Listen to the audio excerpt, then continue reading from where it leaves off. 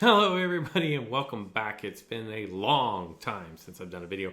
A little over a month actually. But I'm back with a Jurassic World Alive video. We're going to do that for today just because there was a huge update yesterday. And I've had a little bit of time to kind of sort through everything that I can sort through on this. First thing I'm going to do is I'm going to collect my free incubator. I'm not really expecting a whole lot of this. 2 hard cash is always great. The darts are whatever, I'm already full. A scent capsule, interactions for 2, which is going to be really nice. And then Mirror Gaia at 90,000. I legitimately can take this easily up to 28. And I don't know what it takes to go from 28 to 29. Because the only creature that I have at 28 is this. And I don't know. 500, that's not going to get it done because as you can see, like I might be able to take this to 29. Wait, so if I do this, that would make it 28. Yeah, so I might be able to take this to 29. Am I going to? No, but maybe, because here's the thing that I've learned. If I go in and looked at these shared alliances, look at this thing. This is up at level 16, and this has nothing to do with anything that I had anything to do with, except for the fact that, look at this, there's a level 28, a level 30 common, like some people, there's a level 30 Charlie in here. There's absolutely 29 blue. I think there's a 30 blue, there's a 30 blue, a 30 T-Rex. So maybe for getting these sanctuaries up to level 30, maybe it's worth the coin investment in order to pump Mirror Gaia, but that's not something I'm going to really make a decision on today. Here's my squad: Erladom, Streiko. It's basic.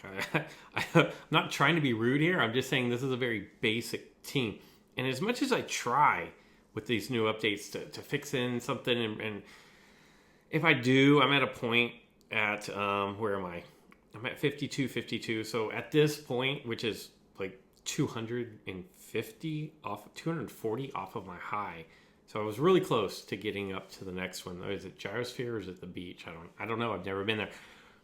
But at this point, if I'm not running the best that I can run, it's just complete disaster and not even worth talking about. But we do have some really nice new figures to look at. Not gonna jump into them big time today. I will say, of the 3, because I have 3 of the new ones. Of the 3 new ones, I will say that Erlico Gamma, I hope that's how you say it. I'm just going to call it Gamma.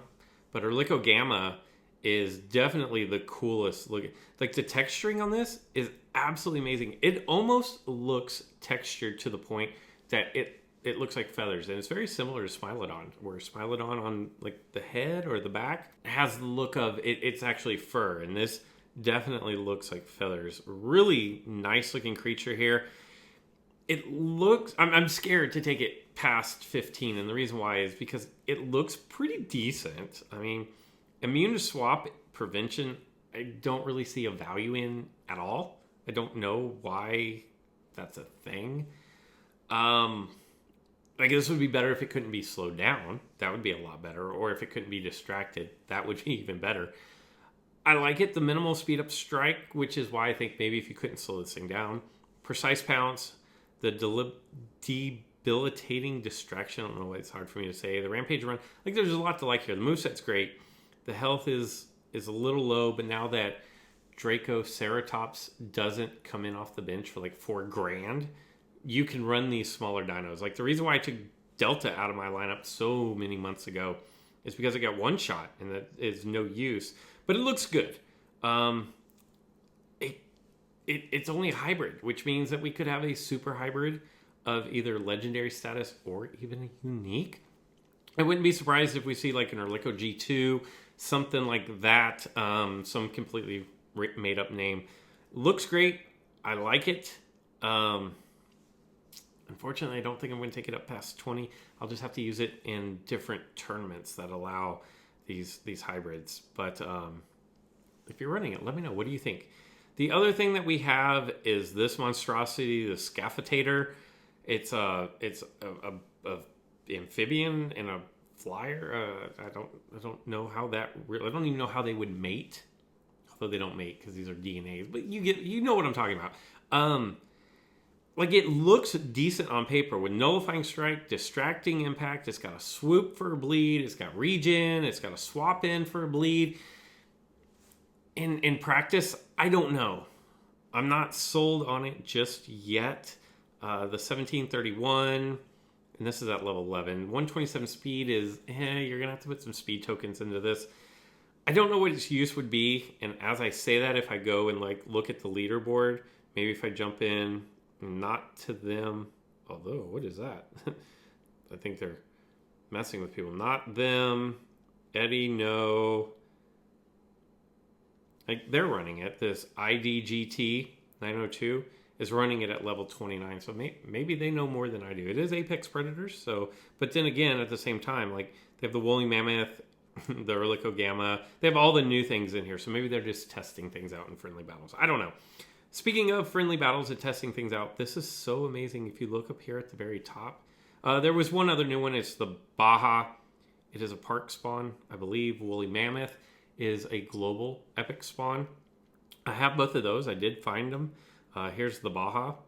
It's in a sanctuary, trying to build up some DNA for it. It does have a unique, the Baja Montodon. We'll get into all that at a later time and a later date. And where was my Woolly Mammoth? Woolly Mammoth looks great. I'm not going to lie here. I will just jump in the sanctuary real quick. Because look at that. Like, I've never seen a Woolly Mammoth, but if I had, that's what I imagine it would look like. So I have one of those. Looks amazing. Global spawn, park spawn, hybrid, and hybrid. So there you go for all those. But what I was talking about is, look at this, finally, after so many months, you have your team of PvP, but then you also have your friendly team. And so I've just got some of these fun things all mixed in here, running an all epic team. You know, I kind of like this Brontolasmus. I just created it yesterday. It has some nice things here.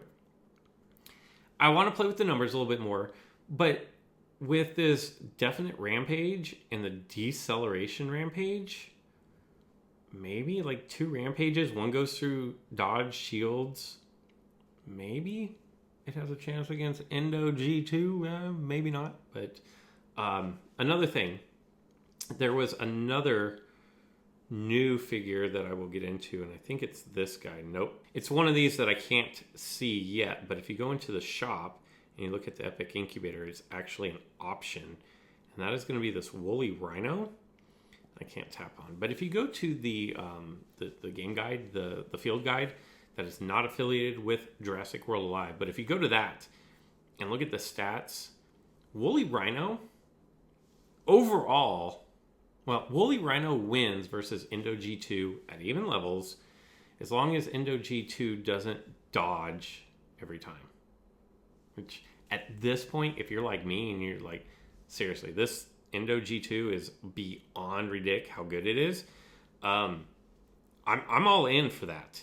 Like, I'm here for that. So anything that has even close to a 50-50 win rate, I'm here for. And so if that's the case, I'm hoping that our sanctuary that we have getting up to level 20 there, I will go all in on Woolly Rhino. And I don't even care that it has a meme of a unique hybrid. I'll go all in on that thing if it means that I have at least a 50-50 chance. And when it loses, here's the thing. When it loses the Endo G2, it loses with like 100 or about 100 HP left. And I think I can probably manage that. But, yeah. So that's the state of the union as far as the update goes. Let me see here. It looks like the days of Dracoceratops are just about over. There's some people that are holding on to using it that are extremely high leveled with a bunch of boosts. I don't fault them for holding on to it if you have a bunch of boosts sunk into anything.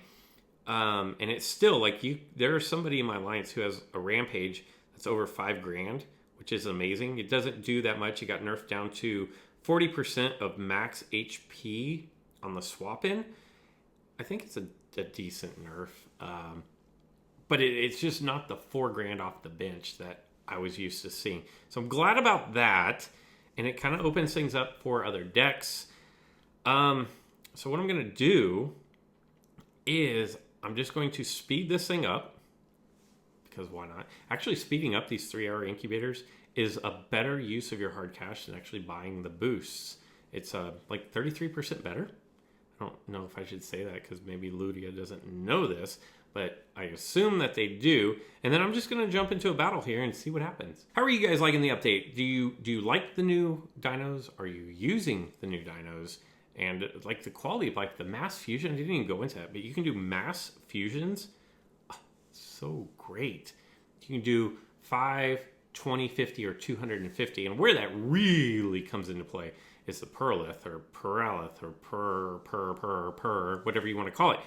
But when you're doing those to get Gripelith, like it's just it was this for just days and days and days fusing. Well, now you can just drop 500, 250, whatever the case may be, and just pop, pop, pop, pop, pop, pop, pop. It's really cool. Maybe I'll do a couple. Maybe I'll do one of those if I remember. If I win here, and if I remember to go in and do it, I'll show you guys how good that looks. And it's like those are two quality of life between the be able to set different teams and the mass fusions. Like I'm here for that. I'm here for that. It's great. I've put Tenontorex back on my team. It was out forever, and I did draw it in this. And the reason why I've put it back is because it actually kind of holds its own. Here's Dracoceratops. This one probably will not be around for much longer on their team. Just because at this point, like, he may be able to swap it in again. I should look. Well, it doesn't matter. But I forgot what I was saying. But Tenontorex can actually kind of hold its own against Indoraptor. Like, I don't think it wins unless it's higher level, but it can kind of hold its own. So let's see what happens here. I'm going, oh, man, I took 1800 there. So see, he's used to doing 3670 coming off the bench, and that just doesn't happen anymore. So I'm going to hit him for like 2900 here. No, that should be a KO. Luckily, we got the crit. And now I think I'm pretty wide open to, like, this is going to hurt. He's going to be able to remove the distraction, and that's why I think Tenontorex is decent. That was odd. Swap and nullification doesn't do anything there. Oh, 149 speed? Get out of town. Luckily, like I almost, oh, well, see, and that's the thing, is now I'm faster. That's GG boys. Got 149. Did that really say that? 114. That's a beefy Yoshi right there. The last to join. The last to join. So there we go. Oh, nice. And my 12-hour incubator is 12:30 right now. So I'm definitely, or it's 2:30 right now. So I'm not going to start that, but I'm going to let this 8-hour run. It'll go off at 10:30, which means I'll be ready to open that at 10:30. Let me see if Woolly Rhino is even an option, and it's not. I cannot even get an epic out of this. Bummer. That's too bad. So I'll open that sometime tomorrow. But Mass Fusion, one last thing here before I forget. If I go in, the best example is Perlith, and then you do multi-fusion, you just touch on it, and it'll tell you, how much all the fuses cost. So that'd be 5,000 coins. If you want to do multi-fusions and you don't have enough, so let me find something that I probably just don't have here, this one. So I don't have enough. It'll tell you not enough DNA. But if I go back to the Peralith and you look at the multi-fusion, I'll do 20 right here. It tells you it's 400 coin. That's pretty inexpensive. You hit that and then pop, pop, pop, pop, pop, pop, pop, pop, pop, pop, pop, pop. 460 DNA. And there you go. Such a nice quality of life addition to the game. So there you go. Besides, the background is all winter themed. And yeah, I think it looks good. My only complaint that I have so far is the friendly battles still aren't working. They were supposed to be improved, and it's still a crapshoot as to whether it actually ever works or not.